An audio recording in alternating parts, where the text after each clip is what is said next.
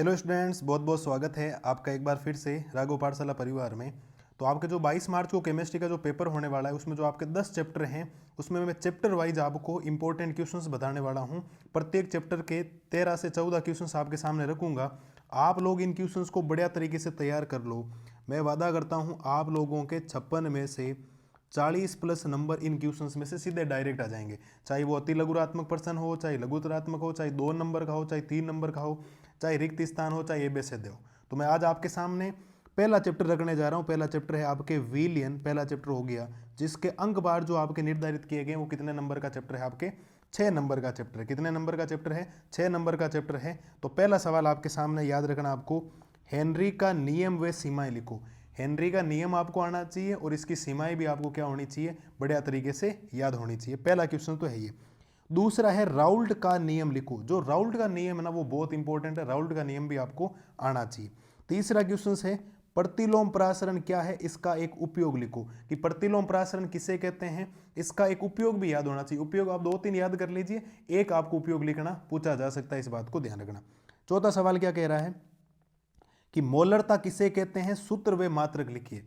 मोलरता किसे कहते हैं, परिभाषा आनी चाहिए और मोलरता का सूत्र और मात्रक भी आपको अच्छी तरीके से क्या याद होना चाहिए? होना चाहिए मतलब होना चाहिए। अगला क्वेश्चन, 5 ग्राम NaOH को जल में घोलकर 450 ml का विलियन बनाया गया हो तो विलियन की मोलरता ज्ञात कीजिए।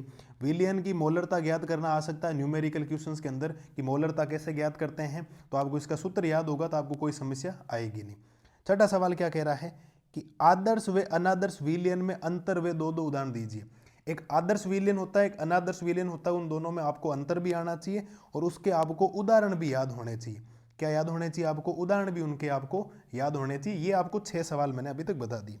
सातवां सवाल क्या कह रहा है कि असामान्य मोलर द्रव्यमान किसे कहते हैं। असामान्य मोलर द्रव्यमान किसे कहते हैं, इसकी परिभाषा आपको आनी चाहिए। आठवां सवाल कह रहा है कि गहरे समुद्र में गोताखोरों द्वारा ले जाने वाले ऑक्सीजन सिलेंडर में क्या होता है। जो समुद्र के अंदर गोताखोर होते हैं, जो एक सिलेंडर ले जाते हैं, उसके अंदर जो ऑक्सीजन सिलेंडर होती है उसमें क्या होता है, ये आपको बताना है। ठीक है, इस बात को ध्यान रखना। तो 8 सवाल मैंने अभी तक आपको यहां तक बता दिए। अब 9वां सवाल देखो, कवतनाक में उन्नयन व विलय के अणुबार में संबंध आपको लिखना है कि कवतनाक उन्नयन और जो विलय के अणुबार होता है उसमें कौन सा संबंध होता है, ये आपको बताना है। मोल अंश क्या है, मोल अंश की परिभाषा आपको आनी चाहिए और इसे ज्ञात करने का सूत्र भी आपको आना चाहिए। सूत्र तो आप याद कर लेंगे तो आपको न्यूमेरिकल करने में बहुत आसानी हो जाएगी, कोई समस्या आपको आएगी नहीं। मोल अंश पर आधारित आंकिक प्रश्न। आंकिक प्रश्न का मतलब होता है न्यूमेरिकल क्वेश्चंस। कौन सा क्वेश्चंस? आपके न्यूमेरिकल क्वेश्चंस।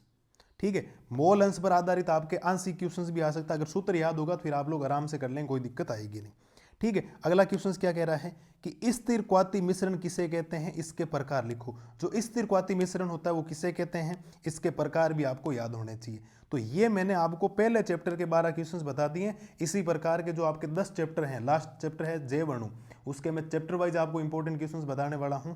आप लोग एक बार, अगला वीडियो नहीं आता तब तक इनको बढ़िया तरीके से कर लीजिए और बहुत ज़्यादा फायदा होने वाला है। जो क्वेश्चंस मैंने तैयार किए इसमें से आपके सीधे सीधे सवाल आ जाएंगे। ठीक है, तो ये सवाल मैंने आपके सामने लिखे हैं, बढ़िया तरीके से नोटबुक में लिख के इनके आंसर ढूंढ के याद कर लीजिए इनको। तो बढ़िया